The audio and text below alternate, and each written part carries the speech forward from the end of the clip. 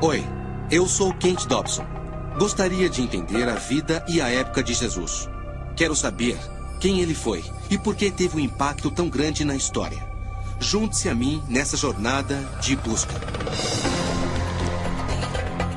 Para descobrir a diferença entre fato e ficção, consultarei os maiores arqueólogos, estudiosos e pessoas de fé do mundo.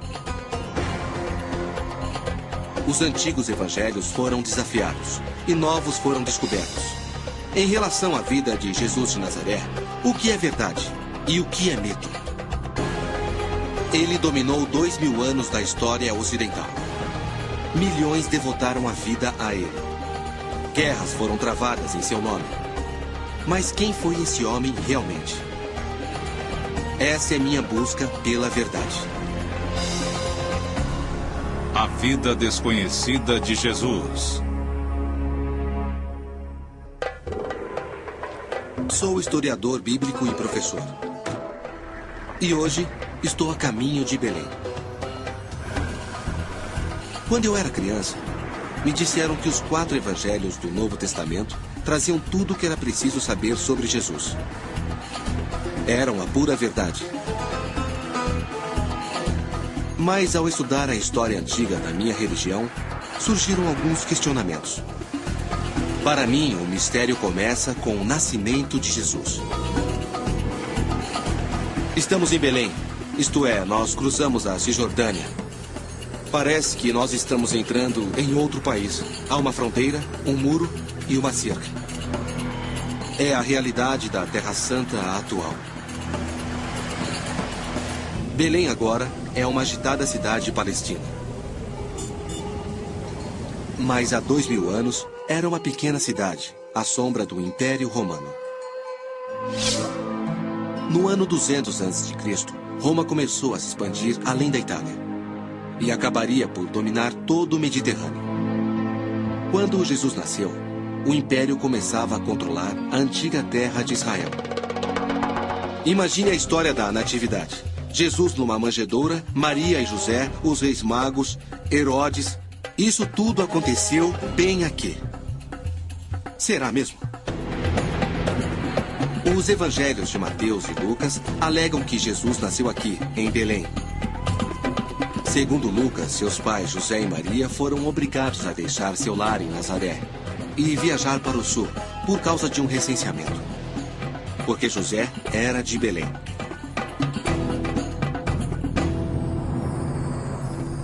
Muitos dos principais estudiosos bíblicos do mundo questionam essa parte da história. O padre dominicano Jeremy Murphy O'Connor é um deles. Por que acha que não houve o censo? Nós temos as normas do censo romano do Egito, por exemplo. E elas eram bem claras. Todos ficavam em suas casas. E por que viajar para ser contado? Você pode ser contado onde vive e trabalha. Sem falar na parte econômica completamente impossível. E quanto à data citada? Segundo Lucas, foi feito por Quirino. Quirino, de fato, realizou um censo aqui, mas foi bem depois.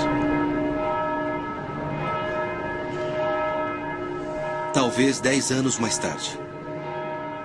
E sem o censo, a família sagrada não tinha nenhum motivo para estar em Belém.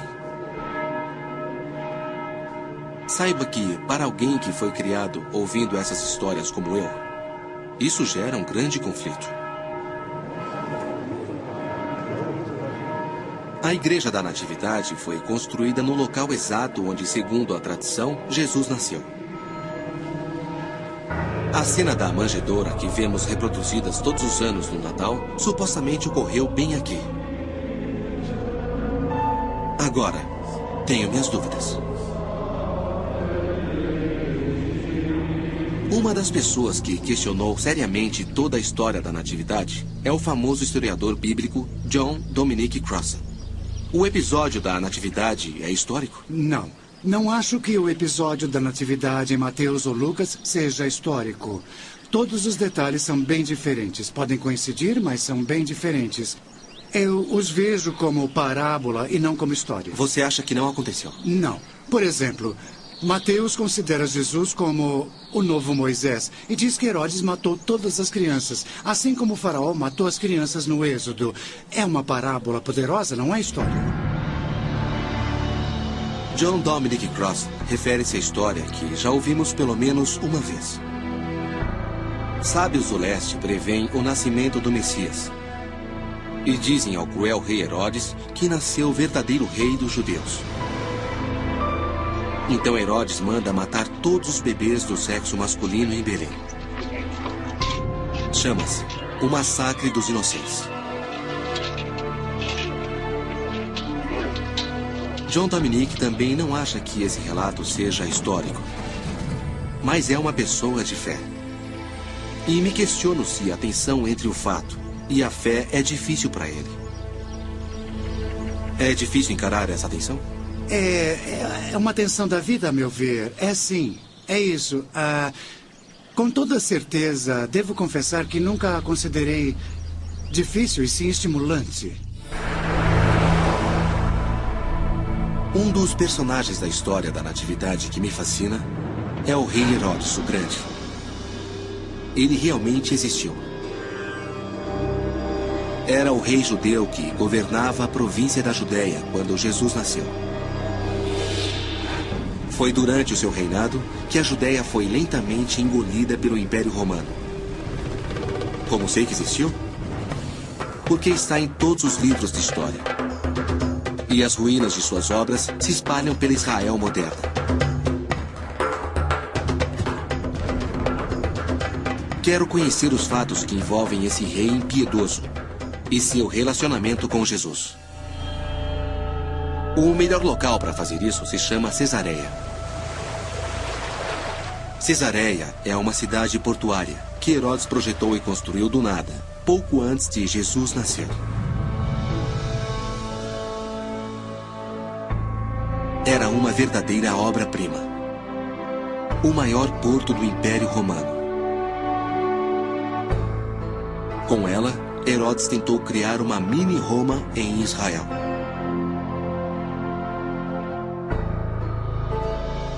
Veja estas colunas de mármore. Esta é da Turquia, esta é da Itália e esta da Grécia. E esta enorme é de Assuã, no Egito. Foram trazidas por Herodes o Grande.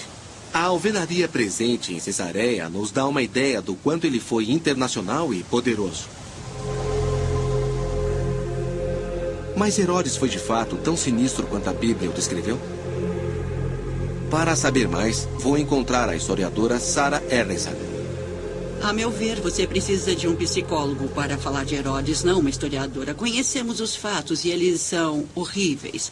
Ele matou a esposa adorada, ele afogou e estrangulou os 2 filhos que teve com ela. E suas atrocidades não param por aí. Mas as suas outras características lhe reservam um lugar melhor na história. Me dê um exemplo. Como construtor, ele foi um dos maiores. Ele introduziu características romanas na paisagem. E como estadista, ele foi um rei do mesmo nível dos maiores reis da Judéia dos últimos 1000 anos antes dele. Ele foi, de fato, o rei dos judeus. Então Herodes foi um monstro e um soberano brilhante. Mas a verdade é que talvez jamais tenha ouvido falar em alguém chamado Jesus, nem ordenado o massacre dos inocentes. Mas Cesareia me mostrou que Herodes realmente trouxe Roma para perto de Jesus. Eu acho que não percebi que Roma era um poderio a ser considerado. Não me refiro só à força e poder de um ponto de vista militar. Eles realmente dominaram todos os aspectos da cultura, desde a arte até a beleza, o comércio. Não havia como escapar deles. Quando Herodes morreu, não sabemos com certeza onde Jesus estava. Mas pouco depois, ele apareceria num vilarejo ao norte, chamado Nazaré. Em que tipo de mundo aquele garoto cresceu? Para descobrir isso, eu vou até lá.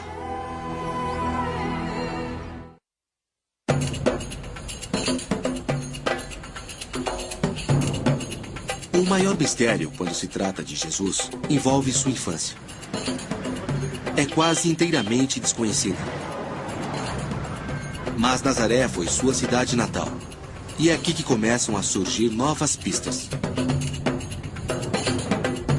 A Nazaré de Jesus era uma pequena comunidade, muito pequena. Eu o considerava uma espécie de operário de classe média ou algo assim. Mas seu mundo era bem diferente. Ele era pobre. Segundo o Novo Testamento, Jesus pertencia a uma grande família de camponeses. Sua mãe Maria teve 5 filhos e várias filhas. O Evangelho de Mateus também diz que Jesus seguiu a profissão de José, seu pai, um carpinteiro. Mas por causa de uma tradução ruim de um antigo termo grego, as pessoas podem ter uma ideia errada sobre isso. Na Bíblia, Jesus é chamado de Tecta, e muita gente concluiu que significava carpinteiro. Mas o termo significa construtor, e nessa parte do mundo constrói-se com pedra. Bem no meio de Nazaré, acharam uma pedreira antiga de 2000 anos. Dá para ver os cortes na pedra, de onde extraíam o calcário que usavam nas casas. É muito fácil imaginar que Jesus esteve aqui. José e Jesus podem ter sido pedreiros, e não carpinteiros. Isso significa que fizeram a mesma coisa que eu estou fazendo agora. Talvez até no mesmo lugar. Outra pista sobre a infância de Jesus está quase a 6,5 km de Nazaré. É uma cidade judaica chamada Séforis. Estava sendo construída quando Jesus era menino. Séforis era uma grande e rica comunidade, construída para aristocratas judeus que cooperavam com Roma. Basta olhar para Séforis para ver a influência de Roma. Mas não foram os romanos que construíram esse lugar, e sim pedreiros judeus locais.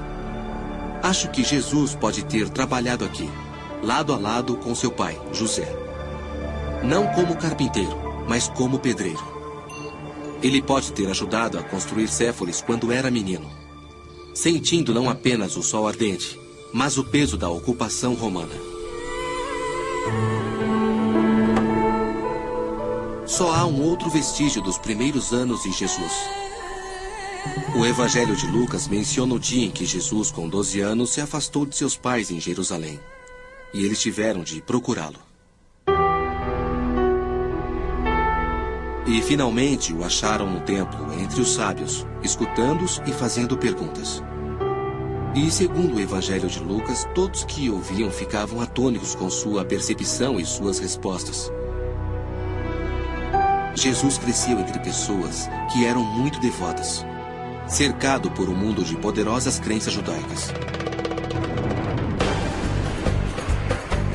Uma descoberta recente abriu uma janela para esse mundo, e eu quero saber mais.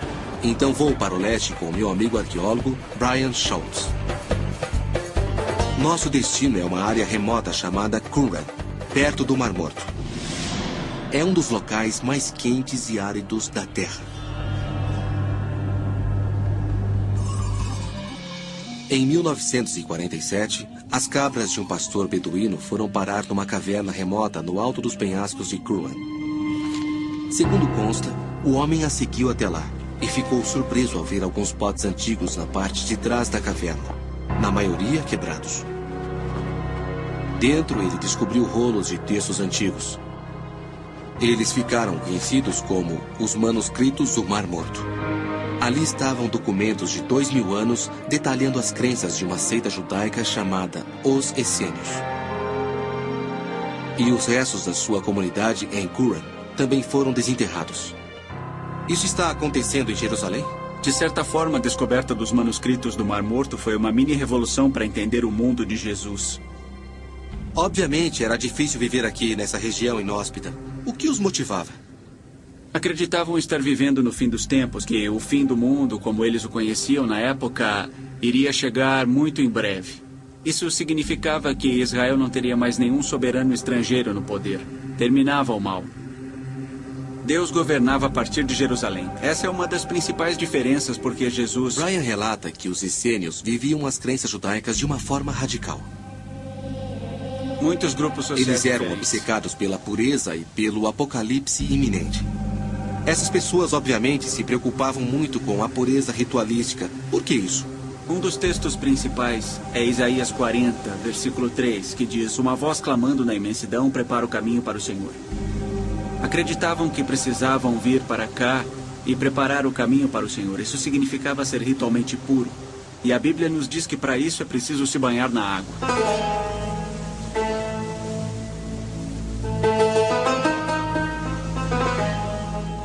Para obter o que chamavam de água viva para seus banhos ritualísticos, eles precisavam captar as cheias sazonais.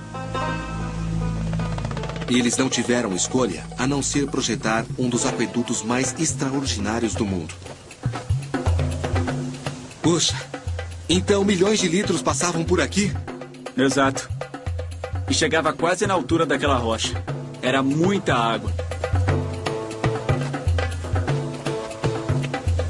Vamos ter que rastejar para entrar no túnel. Cuidado com a cabeça. Está bem. Puxa. Há locais em que os engenheiros essênios tiveram de canalizar a água através da rocha sólida para os banhos ritualísticos da comunidade.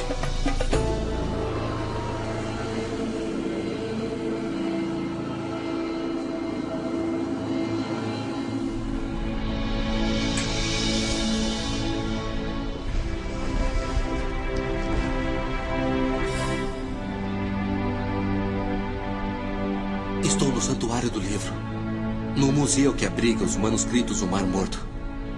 Esses textos são realmente inestimáveis, pois nos revelam algo do mundo judaico do primeiro século, de onde veio Jesus.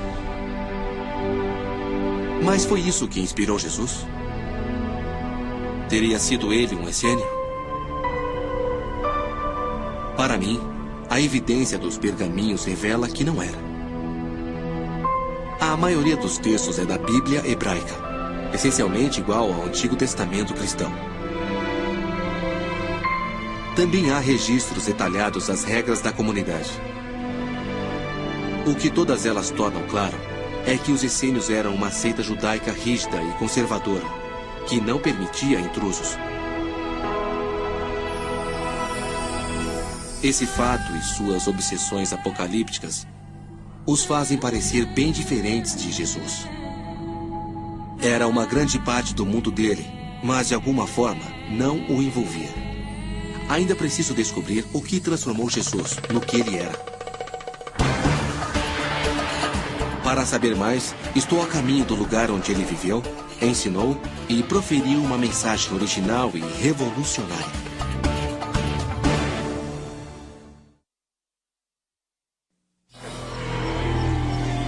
Soube que os historiadores têm dúvidas sobre a vida pregressa de Jesus.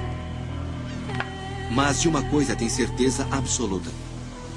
Jesus chegou aqui por volta dos 30 anos e começou a ensinar e curar pessoas no litoral do Mar da Galileia. Ele não prega o apocalipse, nem está obcecado por pureza ritualística. Ele vivia numa época de ferrenha opressão romana. Mas, surpreendentemente, sua mensagem era de paz. Não consigo deixar de pensar nesses campos e neste lago. Foi isso que Jesus viu. Ele andou por aqui e aqui conversava com os discípulos. Foi essa paisagem que inspirou aquelas imagens incríveis e as belas metáforas.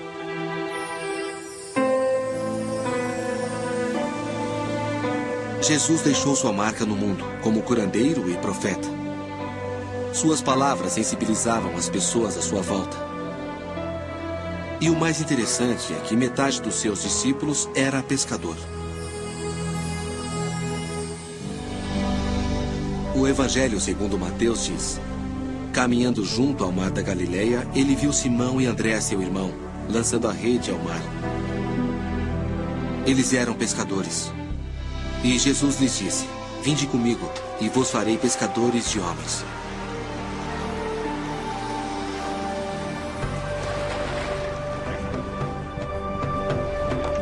Essa conexão sempre me intrigou. Sabemos que ele entendia a vida das pessoas simples. Havia crescido entre elas, operários e camponeses. Mas por que passou a maior parte da vida adulta com pescadores? Surpreendentemente, a pesca não mudou muito em 2000 anos. Eles ainda pescam com redes no mar da Galileia. Que barato. Jesus disse que o reino de Deus era como uma rede lançada à água. Ao ser puxada, ela traz todo tipo de peixe. Aí separamos os peixes bons dos ruins. Jesus foi um grande professor, não há dúvida. E parte disso se deve ao uso de imagens simples do dia a dia que qualquer um podia entender. Fosse ele rico ou pobre.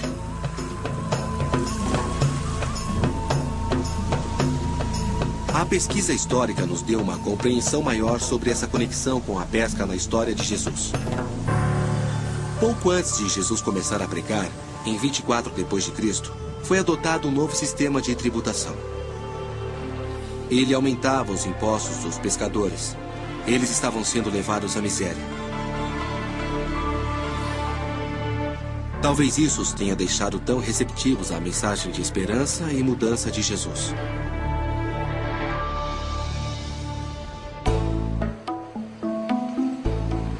Um achado recente nos deu uma percepção ainda maior. Moshe Lufan e seu irmão Yuval são pescadores do Mar da Galileia. Em janeiro de 1986, houve uma seca e o nível do mar baixou, revelando algo que estivera oculto durante séculos. Fale-me sobre o dia em que acharam o barco. Bom, vamos lá. O meu irmão Moshe e eu nascemos aqui, perto da água. Meu pai é pescador e nós somos a segunda geração de pescadores. Quando nós éramos crianças, nós sempre brincávamos no Mar da Galileia. Um dia nós vimos um prego. Um prego? Um prego romano. Após 20 centímetros, vimos outro e mais outro. Nós limpamos o local, vimos a madeira e dissemos, uau, achamos um barco. E logo soube que era um barco. Sim, e aí nós começamos a pular e a dançar e de repente eu vi que surgiu no céu um grande arco-íris. Surgiu um grande arco-íris quando vocês olhavam o barco.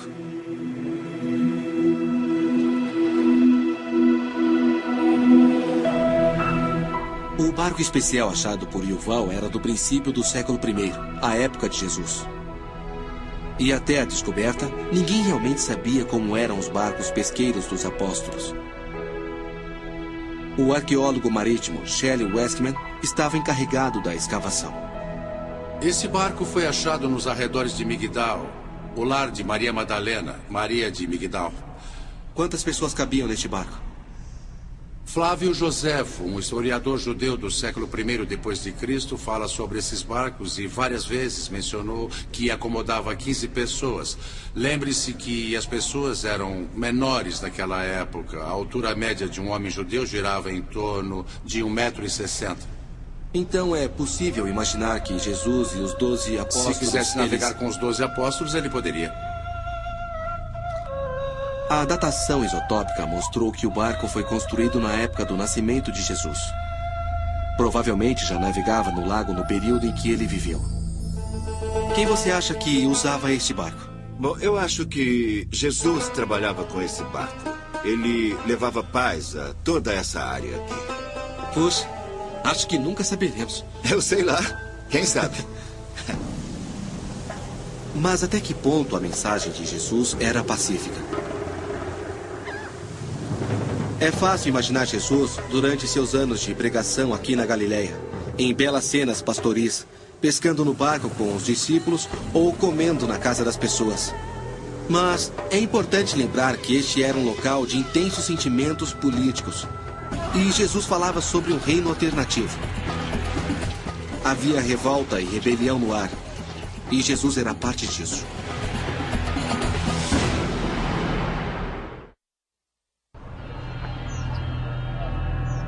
Jerusalém. Não conheço outra cidade igual. Tão bela e tão destroçada por séculos de conflitos políticos e religiosos. Estou no Monte das Oliveiras, Segundo os evangelhos, Jesus entrou em Jerusalém no domingo de Ramos. Mas a cidade que ele viu era bem diferente da que vejo hoje.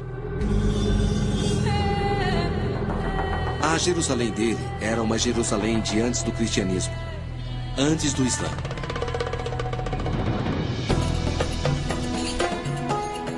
Era imponente para os padrões da época e abrigava cerca de 100 mil pessoas. No centro da cidade estava o coração simbólico de todo o judaísmo, o grande templo, o mais sagrado de todos. Os romanos saquearam Jerusalém e destruíram o templo no ano 70 d.C., apenas 40 anos após a morte de Jesus. Atualmente, tudo que resta é a muralha externa, que costuma ser chamada de Muro Ocidental ou das Lamentações. Os fiéis vêm aqui para lembrar e rezar. É um dos locais mais sagrados da Terra.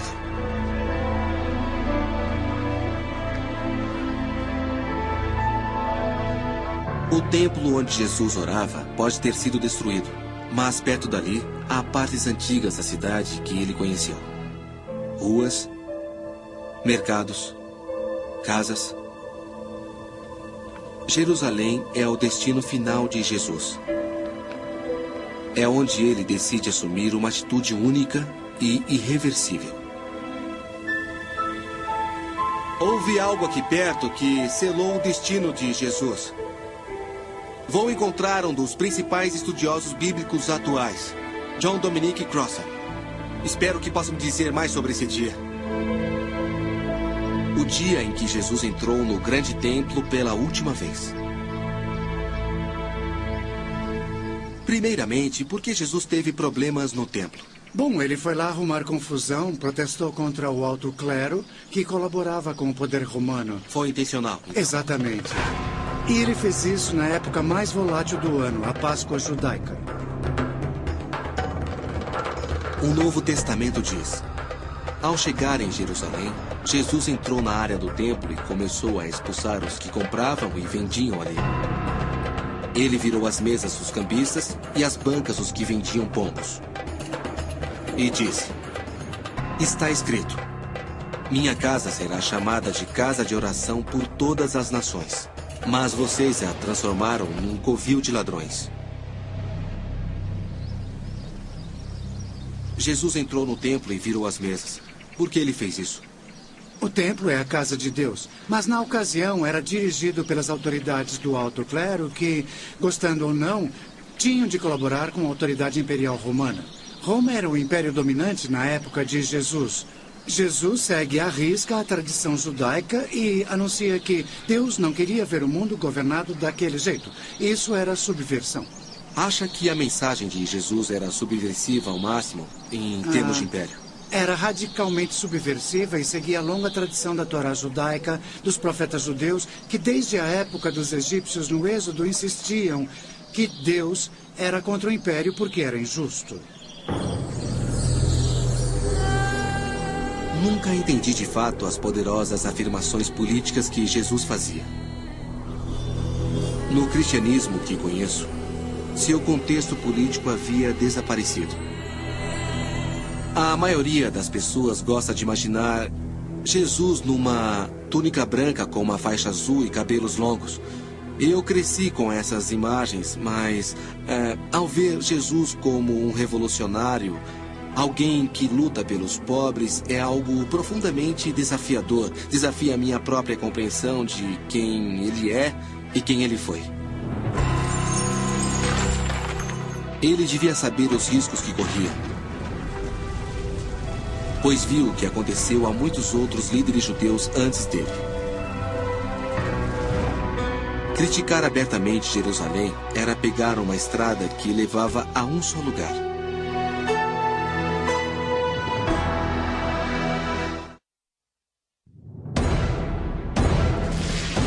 Alguns dias após Jesus repreender o alto clero no templo, eles pediram o seu julgamento a Roma.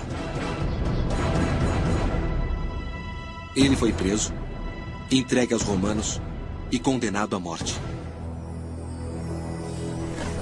Seja você crente ou não, deve concordar que que a crucificação de Jesus moldou a história. Estou a caminho da Igreja do Santo Sepulcro, onde muita gente acha que ele morreu. Supostamente, ela foi construída sobre o local antes conhecido como Gólgota, o lugar do crânio, o local da crucificação. Hoje é uma igreja. E foi lá que marquei de encontrar John Dominic Cross pela última vez. Oi, Dominic. Como vai? Como vai, Kent? É um prazer vê-lo. Vamos dar uma olhada na igreja? Vamos, é claro.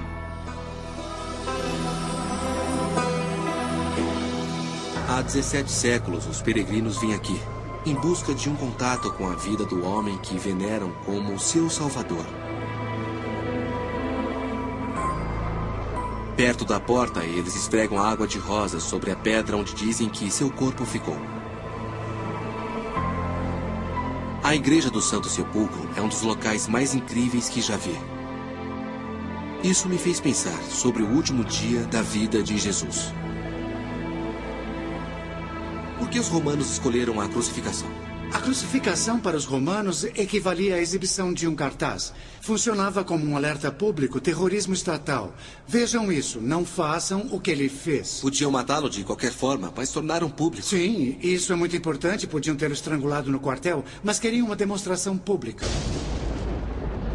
Os romanos lidaram com Jesus como lidavam com todos os agitadores contrários às leis imperiais. A questão que me fascina é: por que a história não terminou aí? Porque os seus discípulos se ligaram apaixonadamente à sua memória. Vamos considerar as semanas e os meses após a morte de Jesus. Como essa comunidade sobreviveu? A questão é que Jesus dissera a eles, antes de morrer, que nada dependia dele, que o reino de Deus não era um monopólio. Porque eles faziam parte dele. Exatamente. Já haviam sido investidos desse poder. E então, de forma lenta, mas contínua, durante algumas décadas de tradição oral, eles começaram a escrever. E a decisão crucial foi escrever, porque os escritos permanecem. Os membros desse culto judaico dissidente agora eram chamados de cristãos. E suas comunidades surgiam por todo o Império Romano. Elas se espalhavam tão depressa e tão longe que, até hoje, surgem novas concepções sobre Jesus em locais bem inesperados. Vou para um local chamado Nag Hammadi, no sul do Egito. É um lugar que poucos estrangeiros visitam. Mas ali houve uma descoberta arqueológica que questionou seriamente o que sabemos sobre Jesus. E eu quero muito ver isso.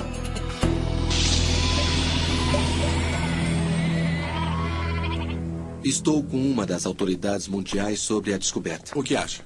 O Dr. Marvin Meyer. Ele me disse que, em 1945, 2 irmãos cavavam atrás de fertilizante na face do penhasco quando acharam algo bem incomum. Era um pote enorme, enterrado na areia. Devia estar em algum lugar por aqui. Dentro acharam algo incrível. Evangelhos perdidos sobre a vida de Jesus. Alguns tão velhos quanto os que havia no Novo Testamento. Atualmente são conhecidos como os Evangelhos Gnósticos. Eles haviam sido copiados e enterrados séculos antes, pelos monges de um mosteiro próximo chamado São Pacômio. Esses monges receberam ordens para destruir os evangelhos gnósticos por serem hereges.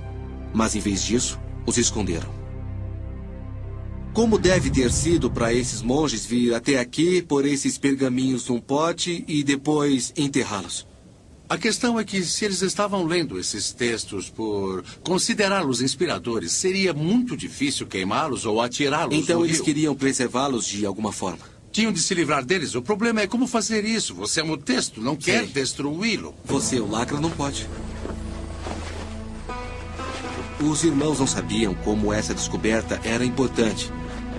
E após vários anos, os textos chegaram aos estudiosos que os traduziram. Quando achamos um texto e o traduzimos, permitimos que a voz daquela pessoa fale de novo. Alguém que tinha um entendimento sobre Jesus e escreveu um texto pôde voltar a falar. E não há momento mais emocionante que esse. Há cavernas por todo esse penhasco. E notamos que os monges passaram algum tempo aqui dentro. Achei uma caverna coberta de escrita antiga. É a mesma escrita copta que há nos evangelhos gnósticos. Uma forma de egípcio antigo, escrito com alfabeto derivado do grego.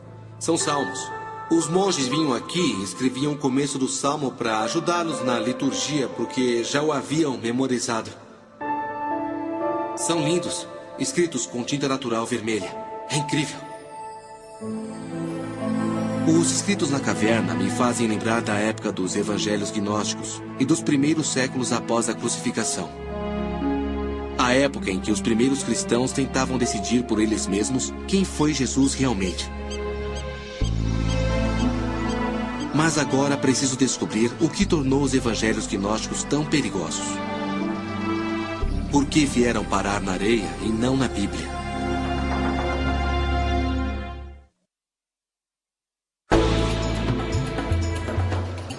Essa é a etapa final da minha jornada. No Museu Cóptico do Cairo, numa área restrita, estão os verdadeiros evangelhos gnósticos. Vim descobrir o que há neles para que fossem enterrados. O arqueólogo Marvin Mayer passou anos traduzindo os textos. Oi, Marvin. Oi, Cat, como vai? Vou bem. Que prazer revê-lo. Igualmente. Bem-vindo ao Museu Cóptico. Obrigado. Aqui estão eles. Eis os textos de Nag Hammadi. São lindos. São lindos mesmo. O papiro está bem preservado e a tinta é nítida. É maravilhoso ver a coisa real. Eu estou interessado em saber o que os tornou tão perigosos, por que acabaram na areia. Bem, estes textos representam um tipo diferente de cristianismo, um tipo diferente de religiosidade em comparação ao que era aceito pela maioria dos padres e dos líderes religiosos. Na sua maior parte são textos de gnose, isto é, são textos sobre conhecimento que enfatizam o conhecimento em oposição à fé. O Novo Testamento tem 4 evangelhos. Aqui há mais de uma dúzia. O texto mais controverso deles é o Evangelho de Tomé. Por quê? Porque desafia a crença máxima do cristianismo. Parece duvidar da divindade de Jesus. Ele diz: o reino está dentro de vocês. Quando se conhecerem melhor, verão que vocês são os filhos do Pai vivo. A ideia geral sobre Jesus encontrada no Evangelho de Tomé é que Jesus é um mestre da sabedoria, um sábio judeu, se preferir. Ele não faz nenhum milagre físico, não prevê o fim do mundo. Ao contrário, discorda dessa abordagem. Não morre pelos pecados de ninguém. Mas ele morre na cruz, não é isso? Não há nenhuma referência à sua morte. Nesse evangelho? No Evangelho de Tomé. E não ressuscitou dentre os mortos no 3º dia. Quer dizer que talvez por isso fosse chamado de Tomé, o incrédulo. Seu evangelho não insistia que Jesus era o único filho de Deus. Agora que esses documentos estão expostos, não podem ser ignorados. Mas e quanto ao seu impacto? O que eles acarretam à fé? Há mais um lugar que quero ver. No interior do deserto oriental do Egito, há uma ordem de monges cristãos que praticam um estilo de vida monástico desde o século IV. É o mosteiro de Santo Antônio. O mosteiro foi criado pelo próprio fundador do monasticismo cristão, em 356 d.C., por volta da mesma época em que os evangelhos gnósticos foram declarados hereges. Os monges jejuaram, rezaram e viveram aqui desde então. Espero que esse lugar remoto possa me ensinar como os fiéis da época e de hoje interpretam os evangelhos gnósticos. Padre Maximus. Kate Dobson. Muito prazer. Igualmente. É um belo lugar. Obrigado. Seja bem-vindo. Obrigado. O Padre Maximus é monge aqui há mais de 30 anos. Fico fascinado com seu estilo de vida. Pouco difere do modo como os monges do deserto egípcio viviam há mais de 1000 anos. Sente-se mais perto de Deus no deserto? Com toda certeza. Mas é uma vida dura, não é? É dura, mas é uma vida bonita, prazerosa.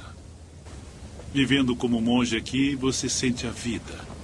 Da mesma forma que os primeiros padres traduziram viver a vida, segundo a Bíblia. Uhum. Eu tiro os sapatos? Sim, eles ficam aqui. Uhum. O padre Maximus me leva até a capela do mosteiro. Uma das mais antigas do mundo. Puxa. É incrível. Todas essas pinturas. Esta é a igreja de Santo Antônio, construída no século IV. No século IV. A construção, a estrutura dessa... A capela é coberta de antigos afrescos cópticos. Alguns deles foram pintados ao mesmo tempo em que os monges de Nag Hammadi copiavam os evangelhos gnósticos. Preciso saber como esses novos evangelhos afetam um homem de fé ortodoxa como Maximus. Acha que esses manuscritos nos dizem algo sobre Jesus? Sim, disseram algumas coisas sobre Jesus, mas de uma forma errada. Como sabe, eles dizem que Jesus Cristo não foi crucificado. É incrível porque eles extraíram alguns símbolos da Bíblia e acabaram por misturar com a mitologia pagã. Bem, eles bem que tentaram combinar os dois, certo, mas não é verdade. Ou seja, podemos dizer que não são cristãos. Nós excomungamos todo e qualquer movimento gnóstico da igreja e dissemos também que não é um movimento cristão, é algo completamente diferente. Mas não há nada sobre João Batista? O padre Maximus não tem dúvidas. Os evangelhos gnósticos são uma heresia. E o cristianismo está bem melhor sem eles. Para mim, não é tão fácil assim descartá-los. Os evangelhos gnósticos parecem mais importantes que isso. Eles nos lembram que, desde o início, havia tipos diferentes de cristianismo e versões diferentes de Jesus.